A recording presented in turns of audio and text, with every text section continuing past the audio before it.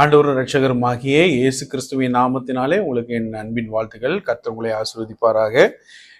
திருத்துவ தீர்க்க தரிசன ஊழியங்களின் சார்பாக இந்த நவம்பர் மாதத்திலே மீண்டும் ஒரு முறை உங்களை சந்திப்பதற்கு ஆண்டவர் கொடுத்த நல்ல வாய்ப்புக்காக கர்த்தருக்கு நான் ஸ்தோத்திரம் பண்ணுகிறேன்.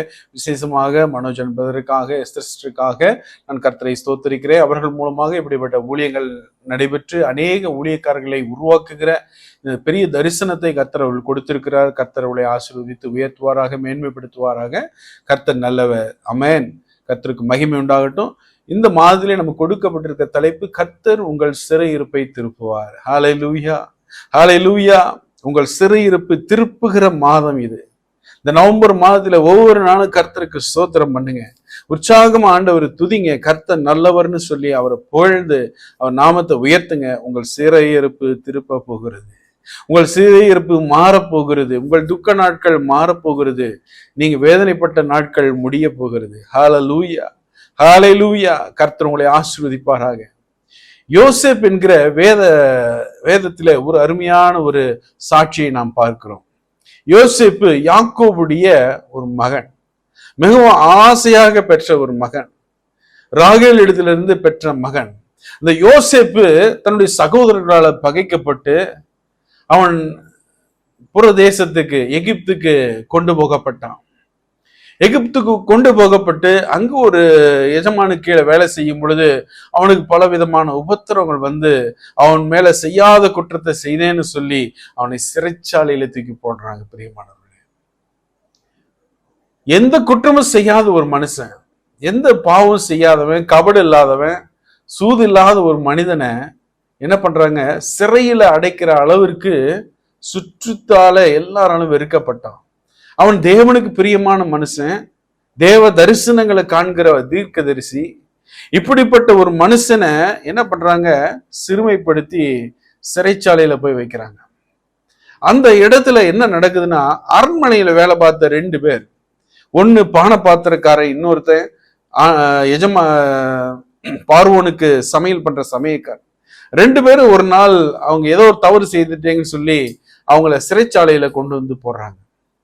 போடுகிற பொழுது ஒரு நாள் அவர்களுக்குள்ள ஒரு கனவு உண்டாகிறது. அந்த கனவு சொப்பனம்னு சொல்றாங்க. அந்த சொப்பனம் உண்டாகும் பொழுது 2 பேருக்கும் ஒரே நாள்ல சொப்பனம் உண்டாகுது. 2 பேருடைய சொப்பனத்திற்கும் இந்த யோசேப்பு சொப்பனத்திற்கான அர்த்தத்தை சொல்றான். இன்னும் 3 நாளைக்குள்ள கர்த்தர் உங்க தலையை உயர்த்த போகிறார், நீங்க பார்வோனுக்கு முன்னாடி நிக்க போறீங்கன்னு சொல்லி கரெக்டா அவங்கள பத்தி சொல்றான். அதே மாதிரி 3 நாள்ல இந்த பானை பாத்திரக்காரனுக்கு மீண்டும் அதே உத்தியோகத்தை கொடுத்து அவனை உயர்த்துறாங்க. இந்த சமயக்காரனுக்கு அவன் தப்பு செய்துட்டான் அப்படின்னு சொல்லி அவனுக்கு தண்டனை கொடுத்து அவனை கொல்ல சொல்லிடுறாங்க. இந்த 3 நாள்ல அவங்க சொப்பனம் என்ன கண்டாங்களோ அது அப்படியே நடக்கிறத கண்ணுல பாக்குறாங்க. இந்த யோசேப்பு இந்த பானை பாத்திரக்காரன் சொன்னா, உனக்கு மீண்டும் வேலை கிடைக்க போகுது, நீ வேலையில் இருக்கும்போது என்ன கொஞ்சம் நினைச்சுக்கோ, நான் எந்த தப்பு செய்யாம இங்க கஷ்டப்பட்டுட்டு இருக்கிறேன் அப்படின்னு சொல்லிட்டு விட்டான். ஆனா 2 வருஷம் ஆச்சு, அவனுக்கு மறந்தே போயிட்டான் யோசேப்பை பத்தி. இவன் போன உடனே இவனுக்கு வாழ்வு கிடைச்ச உடனே இவனை மறந்துட்டான். இவனாலதான் நமக்கு இப்படி ஒரு வாழ்வு கிடைச்சதுங்கிறத நினைக்காம அவனை அப்படியே மறந்துட்டான். இன்னைக்கு நீங்க கூட அப்படிதான் இருக்கீங்களா? நீங்க மற்றவங்களை எல்லாத்தையும் ஏத்தி விட்டீங்க, ஆனா உங்களை எல்லாத்தையும் மறந்துட்டாங்களா? உங்களை கைவிட்டுட்டாங்களா? உங்களை அதே இடத்துல இருக்கட்டும்னு சொல்லி உங்களை குறித்து நினைவே இல்லாம இருக்கிறாங்களா? அன்பானவர்களே, அவங்க மறந்துட்டாலும் ஆண்டவர் உங்களை உண்டாக்கினவர் மறக்கவே மாட்டார். சங்கீதம் 40:1 சொல்லுகிறது, கர்த்தருக்காக நான் பொறுமையோடு காத்திருந்தேன், அவர் என்னிடமாய் சாய்ந்து என் கூப்பிடுதலை கேட்டார். ஹல்லேலூயா. கர்த்தருக்காக நான் பொறுமையோடு காத்திருக்கிறேன், அவருடைய வேலை வரட்டும்னு சொல்லி நான் பொறுமையா காத்திருக்கிறேன் அப்படிங்கிற ஒரு நிலை, மனப்போக்கம் உங்களுக்கு வந்துருச்சுன்னா அவர் நிச்சயமாக உங்கள் ஜெபத்தை கேட்பார். சந்தேகமே படாதீங்க, உங்க ஜெபத்துக்கு நிச்சயம் பதில் உண்டு. ஆண்டவர் என்ன பண்றாரு, 2 வருஷத்துக்கு அப்புறம் ராஜாவுக்கே அந்த சொப்பனத்துக்கு உண்டான அர்த்தம் அந்த சொப்பனம் காண்கிற ஒரு சூழ்நிலை வருது. சொப்பனம் வந்த உடனே அதுக்கு அர்த்தத்தை சொல்றதுக்கு என்னென்னவோ முயற்சி செய்யறாங்க, ஒன்னும் முடியல. அப்போதான் ராஜாவுக்கு பானை பாத்திரக்காரனுக்கு ஞாபகம் வருது, அடடா 2 வருஷத்துக்கு முன்னாடி நமக்கு ஒருத்தன் இந்த சொப்பனத்துக்கெல்லாம் அர்த்தம் சொன்னானே அவனை பத்தி சொல்லலாம் ராஜா கிட்ட அப்படின்னு சொல்லி அப்போதான் ராஜா கிட்ட போய் சொல்றான்.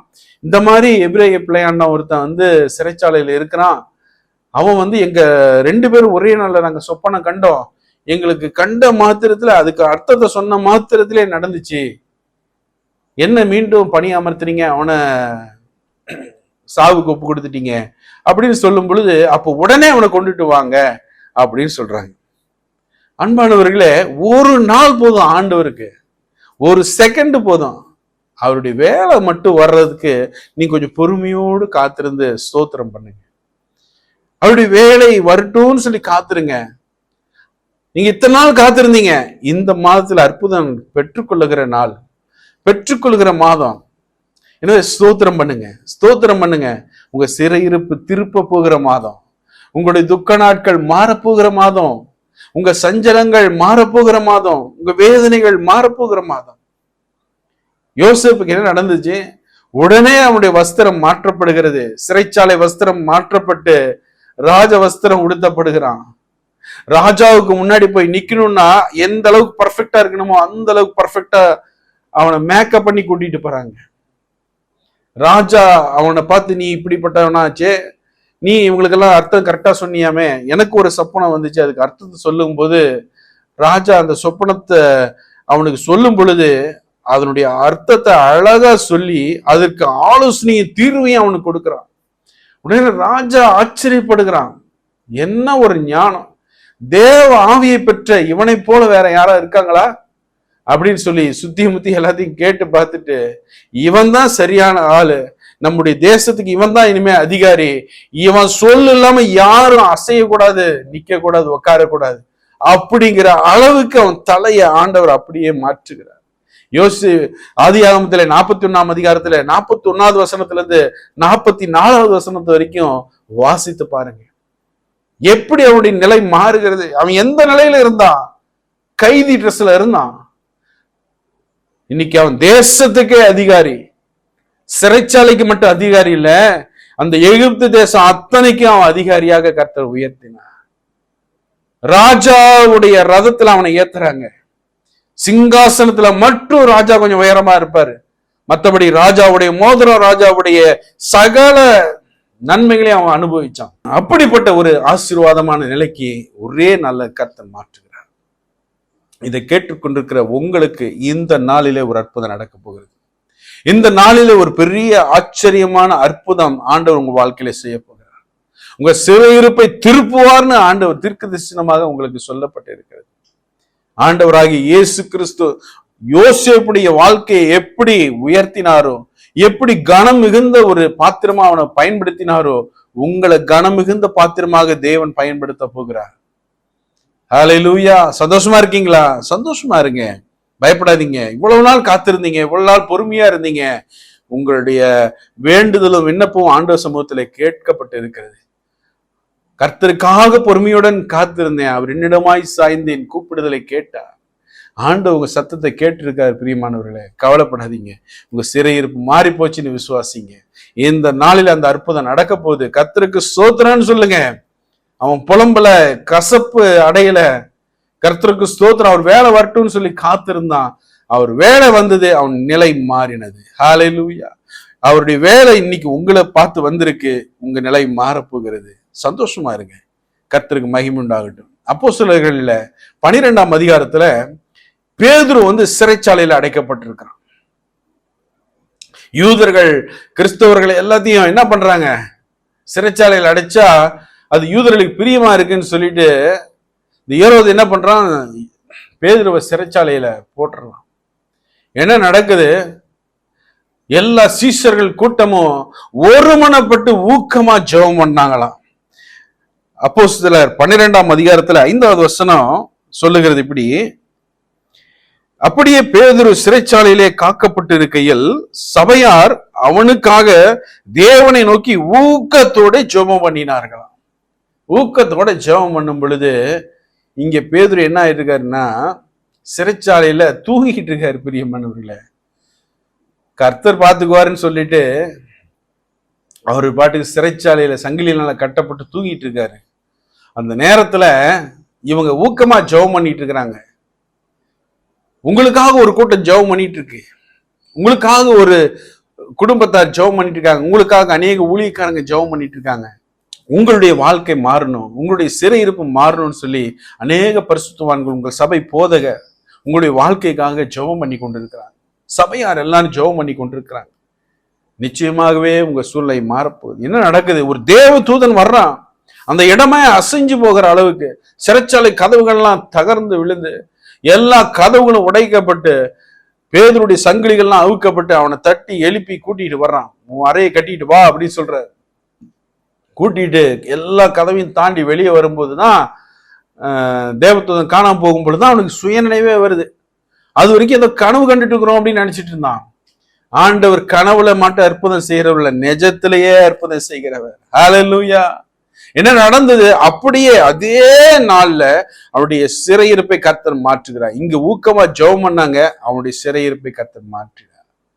நீங்க உங்களுக்காக திருச்சபைகள் ஜெபித்து கொண்டிருக்கிறது. ஆத்துமாக்கள் ரட்சிக்கப்படணும், குணப்படணும், அவங்க வாழ்க்கை மாறணும்னு சொல்லி திருச்சபைகள் ஜெபம் பண்ணி கொண்டிருக்கிறாங்க. கர்த்தர் தமது தூதனை அனுப்பி உங்க சிறையிருப்பை கர்த்தர் மாற்றுவார்.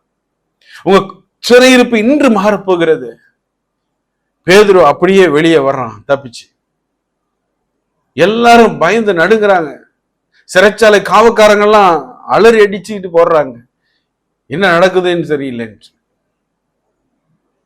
அன்பானவர்களே, நீங்க ஜெபமே பண்ணாத சூழ்நிலையில கூட உங்களுக்காக உபாரப்பட்டு ஜெபிக்கிற கூட்டம் இருந்தா உங்களுடைய சிறையிருப்பை கர்த்தர் மாற்றுவார். ஹல்லேலூயா. அந்த திருச்சபைக்கு நீங்க அன்போடு, ஐக்கியத்தோடு, விசுவாசத்தோடு, நட்போடு இருங்க. உங்களுக்காக ஜெபிக்கிற ஊழியக்காரர்களோடு, உங்களுக்காக பாரப்படுகிற சகோதர சகோதரிகளோடு கிறிஸ்துவின் அன்பில நிலைத்திருங்க. ஆண்டவர் உங்களுடைய சிறையிருப்பை மாற்றுவார். மூன்றாவது, அப்போஸ்தலர் 17ஆம் அதிகாரத்துல பாருங்க, பவுலும் சீலாவும் என்ன பண்றாங்கன்னா தொழுமரத்துல கட்டி தொங்க விடப்படுறாங்க.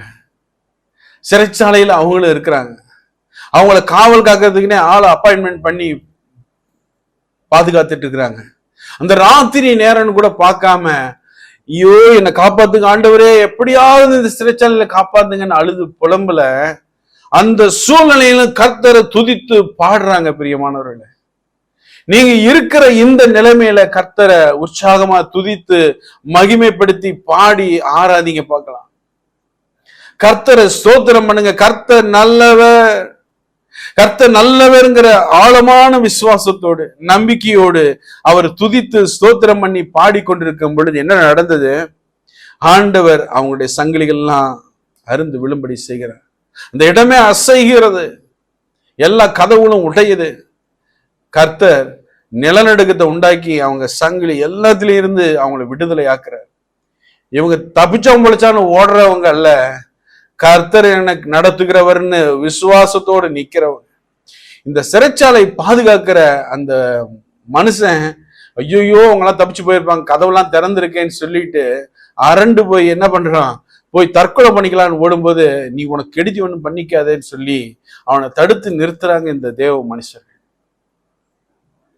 போய் அந்த இடத்துல என்ன பண்றாங்கன்னா, ஆண்டவமாரே நான் ரட்சிக்கப்படுறதுக்கு என்ன செய்யணும்னு சொல்லி கேட்கும் பொழுது, கர்த்தராகிய இயேசு கிறிஸ்து நீ விசுவாசி, அப்பொழுது நீ உன் வீட்டார் ரட்சிக்கப்படுவீர்கள்னு சொல்லி அந்த இடத்துல ஒரு ஊழிய ஸ்தாபனத்தையே ஏற்படுத்திட்டாங்க. பெரியமானவர்களே, எந்த இடத்துல நீங்க வெட்கத்தை அனுபவித்துக் கொண்டிருக்கிறீங்களோ, எந்த இடத்துல நீங்க சிறுமைப்பட்டு இருக்கிறீங்களோ, நீங்க கர்த்தருக்குள்ள மகிழ்ச்சியாகவும் கர்த்தர் மேல நம்பிக்கையாகவும் கர்த்தரிடத்துல பொறுமையோடு இருந்தீங்கன்னா உங்க சாட்சி நிமித்தம் அந்த இடமே, அந்த கூட்டமே, அந்த ஜன கூட்டமே ரட்சிப்புக்குள்ள வரப்போகிறது. நீங்க சோர்ந்து போகிறவர்களாக அல்ல, கலங்கி பின்வாங்குகிறவர்களாக அல்ல, அதன் மத்தியில கர்த்தருக்கு சாட்சியாக நீ நின்று பாருங்க. ஆண்டவர் நீங்க துக்கப்பட்ட இடத்துல உங்க சிறையிருப்பை மாற்றி உங்களை கனமுள்ள பாத்திரமாக, உயர்வான பாத்திரங்களாக, தேவனுடைய மனுஷர்களாக, தேவ ஆவியை பெற்றவர்களாக உங்களை ஆண்டவர் தலையை உயர்த்த போகிறார். உங்க சிறையிருப்பு திருப்புவார்னா நீங்க துக்கப்பட்டு கொண்டிருக்கிறதுக்கு அவர் விருப்பம் இல்ல, உங்க தலையை உயர்த்தி எல்லா ஜனங்களுக்கு முன்னாடி உங்களை மேன்மையா வைக்கிறது தான் அவருடைய விருப்பம். அந்த நிலைமையை கர்த்தர் இந்த மாதத்துல உங்களுக்கு செய்ய போகிறார். ஹல்லேலூயா, ஹல்லேலூயா. விசுவாசிங்க, கர்த்தர் உங்களை ஆசீர்வதிப்பார். இந்த 3 பாத்திரங்களை நீங்க தியானித்து பாருங்க. ஒவ்வொருடைய வாழ்க்கையில் ஒரு அற்புதம் நடப்பதற்கு காரணம், யோசேப்பு கர்த்தருக்காக பொறுமையோடு காத்திருந்தான். பேதுருவுக்காக சபை மக்கள் ஜெபம் பண்ணினாங்க. உங்களுக்காக ஊக்கமா ஜெபம் பண்ணுகிற ஊழியக்காரர்கள் மூலமா அவங்க சிறையிருப்பு மாறும். 3வதாக அவர்கள் கர்த்தரை துதித்து பாடினாங்க, அவங்க சிறையிருப்பு மாறினது. அன்பானவர்களே, இன்றைக்கு உங்க வாழ்க்கையில இப்படிப்பட்ட குணாதிசயங்கள் உடையவர்களாக கர்த்தரை எல்லா சூழ்நிலையிலும் ஸ்தோத்திரம் பண்ணி மகிமைப்படுத்தி கொண்டிருங்க. கர்த்தர் உங்கள் சிறையிருப்பை மாற்றுவார். கர்த்தருக்காக பொறுமையோடு காத்திருக்கிற உங்களை ஆண்டவர் இந்த மாதத்துல உயர்த்த போகிறார், மேன்மை அடைய செய்ய போகிறார், கனப்படுத்துவார். கர்த்ததாமே உங்களை ஆசீர்வதிப்பாராக. நாம் யாவரும் கண்களை மூடி ஜெபிக்கலாம். அன்பு தகப்பனே, இந்த வார்த்தையிலே இந்த நேரத்துல இந்த வார்த்தையை கேட்டுக்கொண்டிருக்கிற ஒவ்வொரு அன்பு சகோதர சகோதரிகளையும் நீர் ஆசீர்வதித்து அவள் தலையை எண்ணெயால் அபிஷேகம் பண்ணி அவர்களை கனப்படுத்தி உயர்த்தும்படியாக ஜெபிக்கிறேன் அப்பா. இவர்கள் எந்த கஷ்டத்துல, எந்த தவிப்புல, வேதனையில இருந்தாலும் அந்த சூழ்நிலை அப்படியே மாறி அவர்கள் சந்தோஷம் மகிழ்ச்சி அடையும்படியான நாட்களாக இதை அடைய செய்யும்படியாய் ஜெபிக்கிறேன். ஒவ்வொருடைய வாழ்க்கையில் இருக்கிற சிறையிருப்புகள் மாறட்டும். ஆண்டவரே, யோசேப்பை போல ரொம்ப காலமாக கஷ்டப்பட்டு கொண்டிருந்தாங்களா, அவங்க துக்கமெல்லாம் நீங்கும்படியாக, துக்கத்தை மறக்க பண்ணும்படியான ஒரு ஆசீர்வாதமான நிலைக்கு அவர்களை உயர்த்தும்படியாக ஜெபிக்கிறேன் அப்பா. ஒருவேளை ஆண்டவரே அப்பா உமக்கு ஸ்தோத்திரம், அவர்கள் எல்லாராலும் குற்றப்படுத்தப்பட்டவர்களாக, எல்லாராலும் அவர்களை சிறுமியாக்கினவர்களாக காணப்படுவார்களானா அப்பா, அவர்களுக்காக நாங்க இப்பொழுது ஜெபம் பண்ணுகிறோம் சுவாமி. அவருடைய நிலையை உயர்த்துவீராக. அவருடைய சிறை அனுபவத்தை மாற்றி கனமுள்ள பாத்திரமாக ஆண்டவரை எழுப்பி பிரகாசிக்கிற விளக்காக, மலை மேல் இருக்கிற பட்டணமாக, உலகத்துக்கு வெளிச்சமாக இவர்களை வைக்கும்படியாக வேண்டிக் கொள்கிறேன் சுவாமி. ஆண்டவரே, உம்மை துதிக்கிறேன். சிறுமையில அப்பா, தவிப்பில ஆண்டவரே மனரம்யமாக இருந்து கர்த்தரை துதித்து ஸ்தோத்திரித்து நீ நல்லவர் என்பதை விசுவாசித்து உம்மை மகிமைப்படுத்துகிற ஒவ்வொரு பிள்ளைகளையும் நீர் ஆசீர்வதித்து அவர்களை ஆண்டவரே அநேக ஜனங்களுக்கு வழிகாட்டிகளாக, அநேக ஜனங்களை நீதிக்கு உட்படுத்துகிறவர்களாக, தேவாதி தேவனுடைய பிள்ளைகளாக, சாட்சிகளாக இருக்க கிருபை தந்து ஆசீர்வதிக்கும்படியாக ஜெபிக்கிறேன். ஜெபங்களை கேட்டதற்காக ஸ்தோத்திரம் ஆண்டவரே. விண்ணப்பங்களை கேட்டதற்காக நன்றி. ஒவ்வொருவருடைய வாழ்க்கையும் ஆண்டவரே இந்த மாதத்திலே நீ உயர்த்தி ஆசீர்வதியும். துக்கத்திற்கு பதிலாக சந்தோஷத்தால் மகிழ்ச்சியால் நிரப்பி ஆசீர்வதியும். மீட்பரும் இரட்சகருமாகிய இயேசு கிறிஸ்துவின் நாமத்தில் வேண்டிக் கொள்கிறேன் பரிசுத்தமுள்ள நல்ல பிதாவே. ஆமென், ஆமென். God bless you all. God bless you all. God bless you all.